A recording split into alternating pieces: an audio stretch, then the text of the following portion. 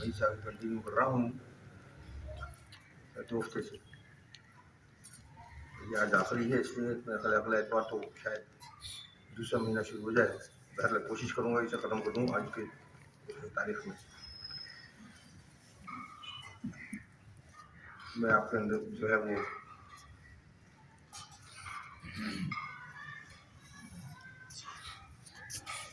جیسے میں نے آپ سے کہا تھا کہ سید احمد رفاعی نے حدیثوں کے بھی بہت ساری تشریح کی ہیں، تو انہی میں سے ایک لے کے آیا تھا میں آپ کے پاس، جس کا عنوان تھا کہ حضرت حضور صلی اللہ علیہ وسلم کی محبوب دعا کیا تھی؟ اللہم انی اعوذ بک من الجبن واعوذ بک من البخل واعوذ بک من ان ارد الی ارذل الامور واعوذ بک من فتنۃ الدنیا وعذاب القبر. صحیح بخاری حدیث نمبر 6374 یعنی 6374. ترجمہ کیا ہے اس کا؟ ترجمہ یہ ہے کہ اللہ میں بزدلی سے تیری پناہ مانگتا ہوں، میں بخل سے تیری پناہ مانگتا ہوں، ذلت والی عمر یعنی بہت زیادہ بڑھاپے کی طرف لوٹایا جاؤں، اور میں اس دنیا میں کی آزمائش اور قبر کے عذاب سے بھی تیری پناہ طلب کرتا ہوں. اس کے بارے میں نے آپ کو پہلے بتا دی، یہاں تک تو پہنچ گئے تھے ہم، آگے بھی بتا مطلب پہنچ گیا تھا، لیکن یہ کہ تھوڑا سا میں ریپیٹ اس لیے کر رہا ہوں کہ بیچ میں تھوڑا سا گیپ آ گیا ہے لمبا، تو اس وجہ سے شاید ذہن سے بہت ساری باتیں نکل گئی ہیں. آپ صلی اللہ علیہ وسلم نے اللہ تعالیٰ سے دور کرنے والی چیزوں سے پناہ مانگی ہے، کیونکہ بزدلی حق بات سے روکتی ہے. بزدلی جو ہے وہ آپ کو حق بات کہنے سے روکتی ہے. بخل طلب حق سے روکتا ہے، کنجوسی. اور ذلت والی عمر حق کے سلسلے میں صرف ہمت اور کوشش سے ہٹا دیتی ہے، اور دنیا کی آزمائش حق سے دور کر دیتی ہے، اور ان تمام چیزوں کا نتیجہ قبر کا عذاب ہے، العیاذ باللہ. یعنی بوڑھاپے کے اندر آنے کے بعد آدمی بہت ساری ایسی چیزوں سے وہ کر جاتا ہے، تو پھر آخر میں اس کا جو حساب کتاب جو ہے نا وہ تو قبر کے اندر ہی ملتا ہے، اور ان تمام چیزوں کا بھی حساب کتاب قبر میں ہی ملنا ہے.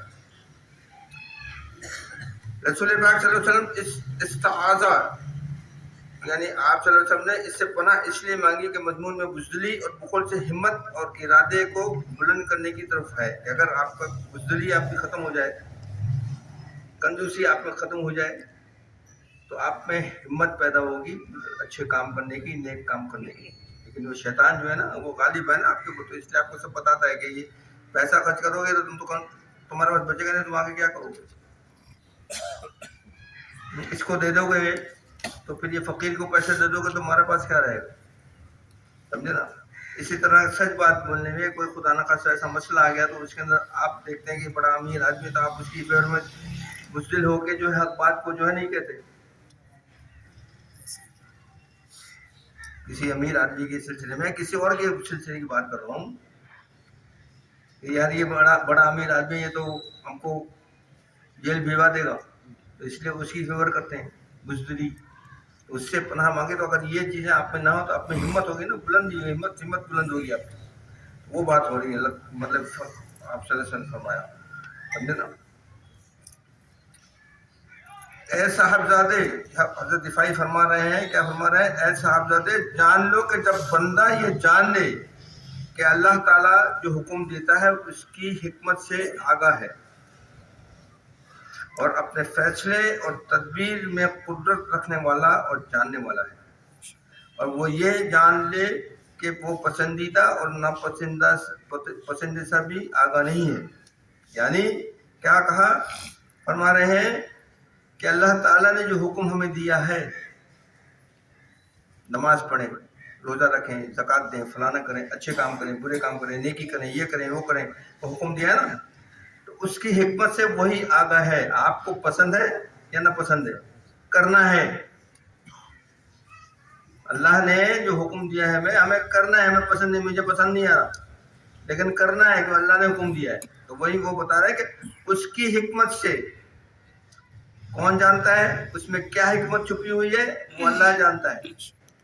ہم بولتے ہیں نا کبھی خدا نہ خواستہ کوئی ہمارا کام ہے وہ رک گیا، ہم پریشان ہوتے ہیں، لیکن بعد میں پتہ لگتا ہے کہ نہیں یار یہ اچھا ہوا یہ کام رک گیا، اللہ تعالیٰ کی اس میں مصلحت تھی، دیکھو آج میرے ساتھ یہ میں اس کام سے بچ گیا یا اس نقصان سے بچ گیا، تو وہ اللہ وہی جانتا ہے، تو وہی بتا رہے ہیں کہ اللہ ہی جانتا ہے کہ اس میں حکمت کیا ہے. تو اس لیے آپ پسند کریں یا نہ پسند کریں، آپ کو وہ کام کرنے کا ہے جو اللہ نے حکم دیا ہے، اسے ہر حال میں کرنا ہے چاہے کچھ بھی ہو جائے، وہی بتا رہے ہیں.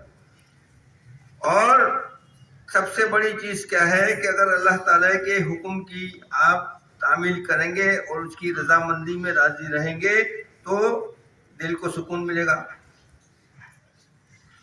آج جو ہم بے چین ہیں نا، بے چین ہماری روحیں بے چین ہے، کیوں ہے؟ اس کی وجہ یہ ہے کہ اللہ تعالیٰ کو حکم سنتے ہی کہاں ہے. نماز بھی جو پڑھتے ہیں دل لگا کے تھوڑی پڑھتے ہیں، مطلب فٹافٹ نکلو جلدی سے یار مولوی سلام کرے ذرا جی، وہ آیت صورت لمبی کرتا ہے تو دل میں خیال آنا شروع ہو جاتا ہے، کھڑے ہو کے یار جس نے لمبی آیت پڑھی اپنے مجھے تو وہاں پہنچ جاتا ہے، یہ سارا. آج ہماری حالت یہ ہے کہ اللہ کے کلام کو سنیں گے غور سے، اسے سمجھیں گے تو لطف کو آئے گا، اس کا مزہ ہی کچھ اور ہے. قوالی سن کے جھومتے ہیں نا، نعتیں پڑھ کے، نعتیں پڑھ رہے ہوتے کیسا جھومتے ہیں آپ، ہے نا. سب سے اچھا کلام کس کا ہے دنیا میں؟ اللہ کا کلام ہے. آپ کی سمجھ میں نہیں آتا نا، اس لیے آپ سے جھوموں گے. وہ سمجھ میں آتا ہے کہ وہ سارا بول کیا رہے ہیں. کبھی اللہ کے کلام پہ جھومے؟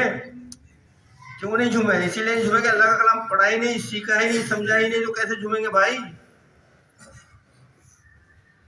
فٹیچر شاعر جو ہے وہ بولتا ہے اس کے اوپر جھومنا شروع کر دیا نا. یہ تو ہماری حالت ہے. اللہ کا کلام کہ جیسی کوئی چیز نہیں میرے دوست. تو وہی فرما رہے ہیں کہ اگر اللہ کا کلام آپ نے سمجھ لیا نا تو آپ کے دل کو سکون، چین، اطمینان، جھگڑے، فساد یہ سب ختم ہو جائیں گے. کیوں؟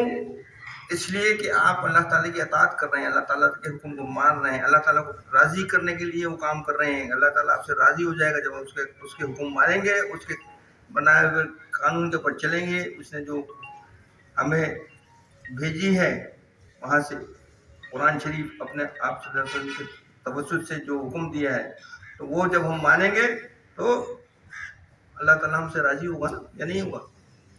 اور جب راضی ہوگا تبھی دل کو سکون ملے گا، ورنہ سکون تھوڑی ملنا ہے. بدر بابا کی اگر بات مانی تو دل کو سکون تھوڑی ملنا ہے. سکون تو ملنا ہے اس کی بات، اس کی اور اس کے رسول کی ماننے کی. بلکہ اس کو بھی ماننے کے لیے آپ کو پہلے رسول کو پکڑنا پڑے گا، اس کے بعد اس کے پاس پہنچیں گے آپ. تو خود بولتا ہے کہ اگر تم مجھ سے ملاقات کرنی ہے تو پہلے میرے رسول کی اطاعت کرو، پہلے میرے رسول کو پکڑو. وہ جو بول رہا ہے جس راستے پہ آپ کو چلا رہا ہے، پہلے اس راستے پہ چلو گے تو میں خود بخود تمہارے پاس آ جاؤں گا. تم کو میرے پاس آنے کی ضرورت نہیں ہے. باقی تو دنیا میں گھومتے رہنا، میں کبھی بھی نہیں ملنے والا آپ کو. اس نے کھلا بولا ہوا ہے، سمجھے نا.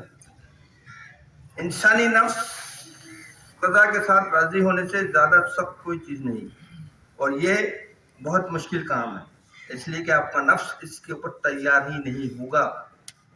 اللہ کو راضی کرنے کے لیے کبھی بھی آپ کا نفس تیار نہیں ہوگا، کیونکہ دنیا کے مزے اتنے زیادہ ہیں نا، ہری ہری سب نظر آتی ہے نا چاروں طرف.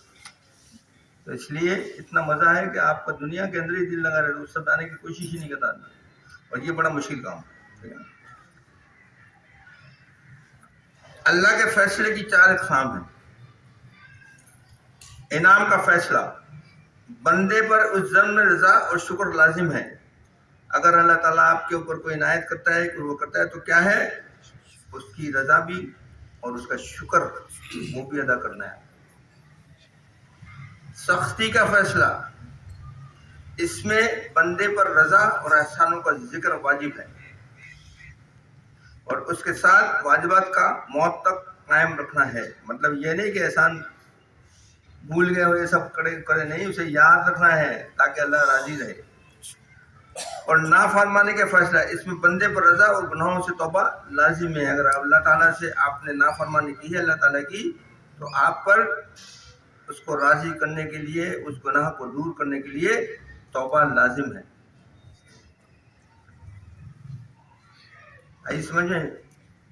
वो जो है ना सारे फालतू फंड के, उनको छोड़ दें कि हम यूं करके चले जाएंगे तो हमें तो हम फलाने का दामन पकड़ के अंदर चले जाएंगे जन्नत में। तो ऐसा नहीं है, जन्नत इतनी आसानी नहीं है। जन्नत के लिए बड़ी मेहनत करनी पड़ेगी भाई, तब मिलेगी। मुरीद बन के बदर बाबा पकड़ के ले जाएगा तो ऐसा नहीं है भाई, समझे ना? उसके लिए बड़ी मेहनत है, तब जाके बात बनेगी। इतनी आसान नहीं है अल्लाह की जन्नत फिर जाने के लिए। इसके लिए देखें कैसी बात उन्होंने बताई, और उनका वाक़या भी कैसा और कैसी मिसाल दी है। देखें हज़रत ज़की अलैहिस्सलाम का वाक़या पेश किया उन्होंने। किसने? हज़रत फ़ही ने। क्या कहा? रिवायत है कि जब हज़रत ज़करिया अलैहिस्सलाम के सर पर आरी रखी गई, यहूदियों ने आपको शहीद कर दिया था ना, हज़रत ज़करिया को। दीन फैलाते थे तो वो पकड़ लिए उनको, उनके जितने हवारी सबको मारा, इनको भी मारा, ये भी भागे, समझे ना? एक दरख्त था बड़ा सा, उसकी जड़ के अंदर वो बना हुआ था, खो थी अंदर, थोड़ी सी अंदर जाके छुप गए। आपका कपड़ा जो था ना, थोड़ा सा कोना कुर्ते का, वो बाहर रह गया। शैतान जो था ना, वो आया इंसान के रूप में, उसने आके बताया देखो ये यहाँ छुपे भाई। उन्होंने वो दरख्त के साथ, आड़ी के साथ पूरे दरख्त को काट दिया, उनको भी काट दिया, 2 टुकड़ों में कर दिया।